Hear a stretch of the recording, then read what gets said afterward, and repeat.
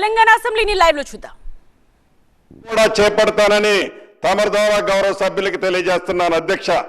ఇక గిరిజన ప్రాంతం, అడవి ప్రాంతం ఏదైతే తరతరాల నుంచి అడవి ప్రాంతంలో నివసించే వాళ్ళకి, ఇందాక మిత్రులు అది నా సొంత ఉమ్మడి ఖమ్మం జిల్లాలో కూడా సమస్య ఉంది, అటు ఆదిలాబాద్లో ఉంది, అటు కరీంనగర్లో ఉంది. ఈ అటవీ ప్రాంతంలో గతం నుంచి నివసించే స్థలాలలో అక్కడ ఫారెస్ట్ వారితో కొన్ని ప్రాంతాల్లో ఇబ్బంది ఉన్నమాట వాస్తవం.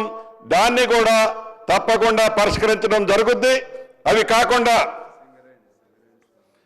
గౌరవ శాసనసభ్యులు సాంబశివరావు గారు అడుగుతున్నట్లు ఈ రాష్ట్రంలో ఉన్న సింగరేణి ప్రాంతాల్లో ఇందాక రాజ్ ఠాకూర్ అన్న కూడా అడిగారు, ఇక్కడికి వచ్చి 76 జీవో ప్రకారం చాలా మందికి ఇంకా మనం పట్టాలు పెండింగ్ ఉన్నాయన్న, వాళ్ళకి ఆ పట్టాలు ఇచ్చినట్లయితే వాళ్ళు కూడా ఇందిరమ్మ ఇళ్ళు కట్టుకోగలుగుతారనేది తప్పకుండా దాన్ని రాబోయే కేబినెట్ లో గౌరవ ముఖ్యమంత్రి గారికి సహచర మంత్రులకి తెలియజేసి ఆ జీవోను కూడా ఇంప్లిమెంటేషన్ చేసి వారికి కూడా ఇచ్చే కార్యక్రమాన్ని చేపట్టడం జరుగుతుంది అధ్యక్ష. ఈ ప్రభుత్వం చిత్తశుద్ధితో పేదవాడి కోసం పనిచేస్తుంది అధ్యక్ష. ప్రధానంగా గిరిజన ప్రాంతం ఐటీడీఏ ప్రాంతంలో గౌరవ ముఖ్యమంత్రి సూచనలు రేవంత్ రెడ్డి గారి సూచనలకు అనుగుణంగా సుమారు 1250 ఇళ్ళు, 12,500 ఇళ్ళు ఐటీడీ ప్రాంతంలోని నియోజకవర్గాలకి, గిరిజన నియోజకవర్గాలకి ఇవ్వటం జరిగింది అధ్యక్ష.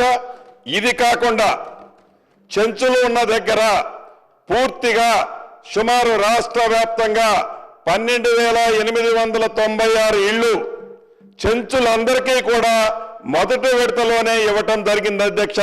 ఇళ్ళు మొత్తం కూడా రమారమి ఈ ఇందిరమ్మ ఇళ్ళ కార్యక్రమం అనేది ఏదో ఒక్కసారి ఇచ్చి అట్లా మెరిపిచ్చిపోయే కార్యక్రమం కాదధ్యక్ష. ఈ ప్రభుత్వానికి ఈ కార్యక్రమం ఇది పేదవాడికి ఆత్మగౌరవానికి సంబంధించిన అంశం.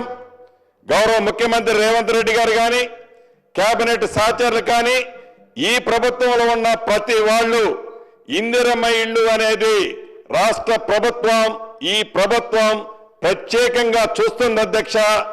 ఈ మార్చి తర్వాత ఎక్కువ మంది సభ్యులు ఇక్కడ అడిగారు, మా నియోజకవర్గంలో ఇంకా మాకు ఒక 2,000 ఇస్తే బాగుండు, 3,000 ఇస్తే బాగుండు, 5,000 ఇస్తే బాగుండు అని గౌరవ మా సహచర సభ్యులు చాలా మంది అడిగారు. నిజం అధ్యక్ష, వారు అడిగే దాంట్లో నిజముంది అధ్యక్ష.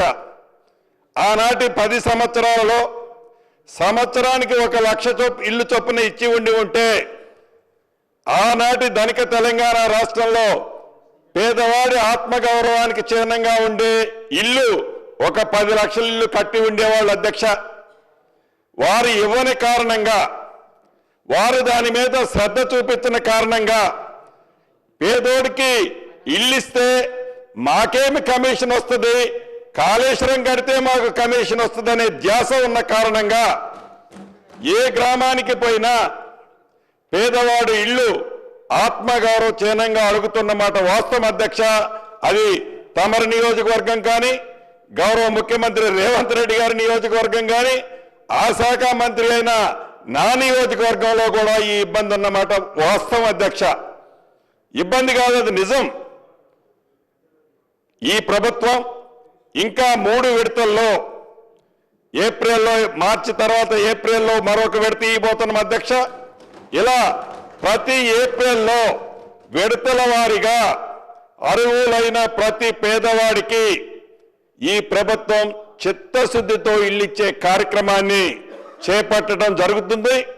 గతంలో లాగా ఎన్నికలప్పుడే ఇళ్ల గురించి బొమ్మలు చూపించకుండా, ఎన్నికలప్పుడే ఇంటి ప్రసక్తి చెప్పకుండా ఈ ప్రభుత్వం ప్రతి పేదవాడికి ఇచ్చిన మొదటి విడత కాకుండా ఇంకా 3 విడతల్లో అర్హులైన పేదవాళ్ళందరికీ ఇల్లు ఇవ్వటం జరుగుద్దని తమర సూచనల ప్రకారం రాబోయే ఈ అసెంబ్లీ అయిన తర్వాత ఇప్పుడు జరుగుతున్న స్కీమ్కి సంబంధించి ఆన్గోయింగ్ లో ఉన్న చిన్న చిన్న ఒక్కొక్క నియోజకవర్గంలో 50-60 ఇళ్లకు సంబంధించిన ఇష్యూస్ ఉన్నాయి.